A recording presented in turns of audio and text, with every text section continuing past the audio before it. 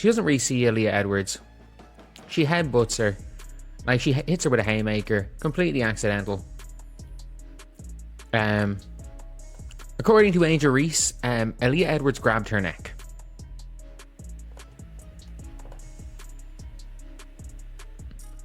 Aaliyah Edwards got hit with a haymaker. Got hit in the chin. Watch that replay one more time. Aaliyah Edwards gets absolutely clocked in the face with what can only be described as an accidental haymaker, stumbles backward, nearly loses her balance completely, and somehow she's the one who gets called for the flagrant foul. Not Angel Reese, who delivered the contact. Edwards, who took the hit. That's not a controversial call. That's not even a bad call. That's a call so absurd it makes you question whether the referees were watching the same play as the rest of us. And this isn't happening in some random regular season game nobody's paying attention to. This is the Sky versus the Dream national television. Thousands of people watching this unfold in real time. So how did we get here? How did one of the most backwards officiating decisions of the season happen right in front of everyone? We're near her neck. You got her here. Which, by the way, again, look, I'm being real. If, like, first of all, what Angel Reese did is not a flagrant foul. But if you're calling a flagrant on Aaliyah Edwards, you gotta call one Angel here. For the haymaker. For him. There it is again. Angel Reese coming down the court doesn't even look where Aaliyah Edwards is positioned. Edwards has her hand on Reese's shoulder for maybe half a second. Nothing close to a grab, nothing that would constitute holding or pulling. And then boom, Reese's momentum carries her forward. Her head makes contact with Edwards' chin, and Edwards goes flying backward like she just took a right hook from a heavyweight. The contact is entirely accidental. Sure, nobody's arguing Reese did that on purpose. But the physics here are undeniable. Reese initiated the contact. Edwards was the one who absorbed it. And yet, when the referees go to the monitor, when they review this play frame by frame, somehow they come to the conclusion that Edwards committed a flagrant foul. The logic doesn't just break down, it completely inverts reality. Like, is Aaliyah Edwards in legal guarding position? Is that legal guarding position from Aaliyah Edwards? I don't think so. I don't know. I don't know what that call is. The outcome of Aaliyah Edwards' flagrant foul for getting clocked in the face is one of the funniest flagrant fouls I've ever seen. Like, flagrant foul, what happened? I got hit hard. I almost got knocked out. Like, and then now here's where this gets even more bizarre. After the play, Angel Reese is visibly upset, talking to the officials, gesturing toward her neck. She's claiming that Aaliyah Edwards grabbed her by the neck, that this was some kind of dangerous play that put her at risk.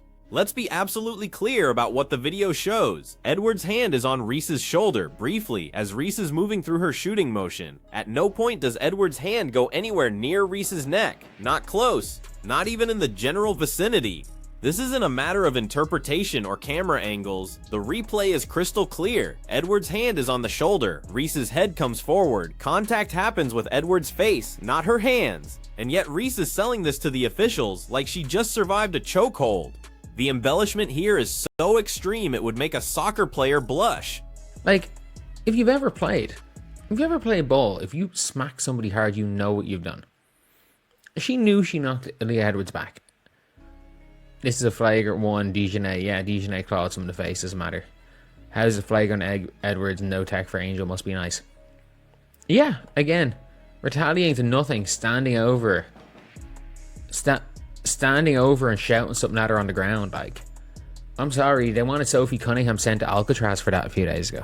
Think about what this means for a second. The WNBA has spent the entire 2024 season trying to crack down on dangerous plays, trying to protect players from unnecessary contact, trying to make the game safer. That's a good thing. Nobody wants to see players getting hurt on reckless fouls. But this play, this is the exact opposite of what those rules are designed to address. Aaliyah Edwards didn't initiate contact. She didn't make a dangerous play. She didn't put Angel Reese at risk. She literally just stood there and got hit in the face. And the league's response through these officials is to punish her for it. That's not protecting players. That's not making the game safer. That's creating an incentive structure where players can initiate contact, claim they were fouled, and get the call even when the video evidence directly contradicts their version of events. New one. There's no way. Literally, Edwards went flying. She grabbed my neck well after you slammed your head into her. I don't even think she grabbed her neck. She grabbed her shoulder. Like, she was fouled 3 times before. Like, what? There's no foul there. There's still no foul there. I don't know if Angel Reese got fouled. That is not a foul. And here's the kicker. Remember, a few days before this game, Sophie Cunningham got absolutely destroyed by the media and fans for standing over an opponent after a hard foul. People wanted her suspended. They wanted her fined. They wanted the league to make an example out of her for unsportsmanlike conduct. That was the standard being applied just days earlier. Now watch what happens after this play. Angel Reese is standing over Aaliyah Edwards, who's on the ground after taking that hit to the face, talking down to her, clearly animated and upset. Where's the technical foul? Where's the outrage? Where's the consistency in how these situations are being handled? The answer is, there isn't any. The officiating in the WNBA has become so inconsistent, so seemingly arbitrary, that identical situations produce completely different outcomes depending on who's involved. What? Where are the hard fouls? She got stripped. She got stripped by Leila Khan. And it came down with the ball. Like, what are they talking about? What are we doing?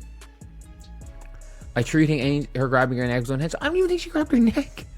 I think she kind of rubbed her shoulder as she fell down after getting headbutted.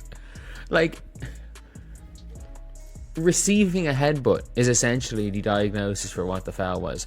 Receiving a head... My hands were standing like this and I got headbutted, so I fell over. Like... Now let's talk about what Sandy Brondello said before this game, because it adds another layer to this whole situation. Brondello, the Liberty's head coach, had been vocal about the way officials were calling fouls on Breanna Stewart, arguing that Stewart was getting hit constantly without getting the benefit of the whistle. She wasn't wrong. Stewart was absorbing contact on nearly every possession, and the officials were letting a lot of it go. Brondello's point was that the officiating had become so inconsistent that players couldn't figure out what was and wasn't a foul anymore. The rules seemed to change possession by possession, game by game, and then this happens. A play where the contact is clear, where the victim is obvious, where the video evidence is undeniable, and the officials still get it backwards. Brondello wasn't just right about Stewart. She was right about the entire system. Rescinded, and she was like, all of them have been rescinded. But yeah, look, with some of these fouls, Angel, you're like, these calls are horrendous. These calls all around are horrendous, and it's one of those things now where if you're facing off against Angel Reese, make sure you don't get headbutted, I guess. The dream killed the son. Here's what makes this particularly frustrating for anyone trying to analyze WNBA games objectively. When you watch this play, when you break down the footage, when you look at the mechanics of what happened, there's no ambiguity. This isn't a 50-50 call where reasonable people could disagree. This isn't a bang-bang play where the officials had to make a split-second decision in real time. They went to the monitor, they reviewed the footage, they had all the time in the world to get this right. And they still came to a conclusion that contradicts what everyone watching can see with their own eyes. That's not a mistake. That's not an unfortunate error in judgment. That's a fundamental breakdown in the officiating process. And it raises serious questions about what criteria the officials are actually using when they make these calls, because it clearly isn't just what happened on the court. Last 3 games, she's averaging like 11 and 15 boards, but she's doing it on like 20% shooting.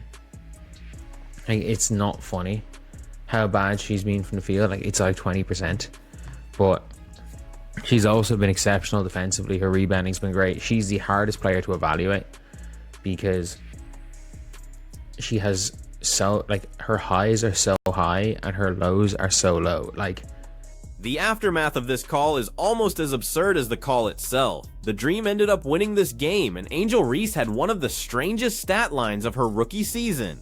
Over her last 3 games heading into this one, she was averaging 11 points and 15 rebounds, which sounds great until you look at her shooting percentage. 20% from the field. 20%. She's pulling down boards at an elite level. She's playing solid defense. She's doing a lot of things right, but offensively, she's been one of the least efficient players in the league during this stretch. And yet, in the narrative around this game, in the conversation on social media, none of that matters because everyone's focused on this ridiculous flagrant foul call. The actual basketball gets lost in the chaos of the officiating. One of the most effective players in the league. Like, it is mad, some of her highs and lows. But anyway, yeah, that is the video. I will see you guys later. Bye. So here's what this reveals about the state of WNBA officiating in 2024, and why it matters beyond just this one game. The league is experiencing unprecedented growth. Viewership is up, attendance is climbing. Caitlin Clark and Angel Reese are bringing in new fans who've never watched women's basketball before. This should be a moment of celebration, a turning point where the WNBA finally gets the mainstream recognition it deserves. But instead, every other game features an officiating controversy that dominates the post-game conversation. Fans aren't talking about the incredible performances or the competitive games. They're talking about how the refs got it wrong again. And when the calls are this bad, when they're this obviously incorrect even after video review, it undermines the credibility of the entire product. New fans tuning in for the first time see this chaos and wonder if the league is serious about getting things right. The league office has been mostly silent on these controversies, offering the occasional statement about supporting their officials or acknowledging that a call was missed. But there's been no systematic effort to address why these mistakes keep happening, no transparency about how officials are being trained or evaluated, no accountability for calls that are this egregiously wrong. The WNBA has a referee accountability report, similar to the NBA's last 2-minute report, but it only covers the final moments of close games. A call like this, happening in the middle of the third quarter, doesn't get reviewed. There's no official acknowledgement that the refs got it wrong. It just disappears into the archive of bad calls that everyone remembers, but nobody in the league office wants to talk about. And here's the thing that makes this particularly damaging for the league's growth. Basketball is a sport where the rules are supposed to be objective. A foul is a foul. A travel is a travel. The ball either went in or it didn't.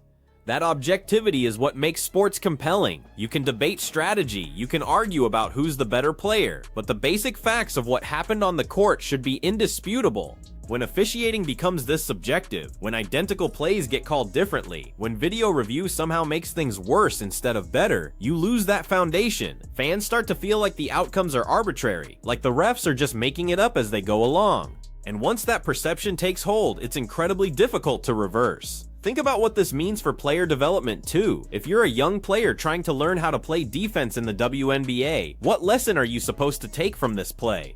Don't put your hand on an offensive player's shoulder, even briefly, even legally, because if they initiate contact with their head and hit you in the face, you might get called for a flagrant foul. That's insane. That's not teaching players how to play within the rules. That's teaching them that the rules don't matter, that what gets called depends on factors that have nothing to do with what actually happened on the court. And for a league trying to grow, trying to attract the best young talent, trying to convince high school and college players that the WNBA is where they want to build their careers, that's a terrible message to send. The comparison to the NBA is inevitable here, and it's not favorable. Yes, NBA officiating has its problems. Yes, there are controversial calls in every NBA game. But the NBA has spent years developing systems to minimize those errors. They have a robust replay review system. They have the last 2-minute report that publicly acknowledges mistakes. They have a clear hierarchy of officials with experienced refs working the biggest games. They have training programs and evaluation systems designed to improve consistency. The WNBA has some of those things, but the execution is clearly not at the same level. And when you're trying to convince casual fans that the WNBA deserves the same respect and attention as the NBA, having officiating that's noticeably worse is a massive problem. Here's another angle that doesn't get talked about enough: the mental toll this takes on players. Imagine being Aaliyah Edwards in this situation. You're playing hard, you're trying to defend without fouling, you're doing everything right, and then you get hit in the face. You're dazed, you're trying to recover, and the refs call a flagrant foul on you. Not only did you just take a shot to the chin, but now you're being punished for it. How are you supposed to process that? How are you supposed to trust that the officials will get the next call right? Players talk about this all the time in private, about how frustrating it is to feel like the officiating is working against them, about how hard it is to stay focused on basketball when you're constantly worried about getting called for fouls that aren't fouls. That psychological burden affects performance, affects confidence, affects how players approach the game. And let's be real about the optics here too. Angel Reese is one of the biggest stars in the WNBA right now. She's got a massive social media following.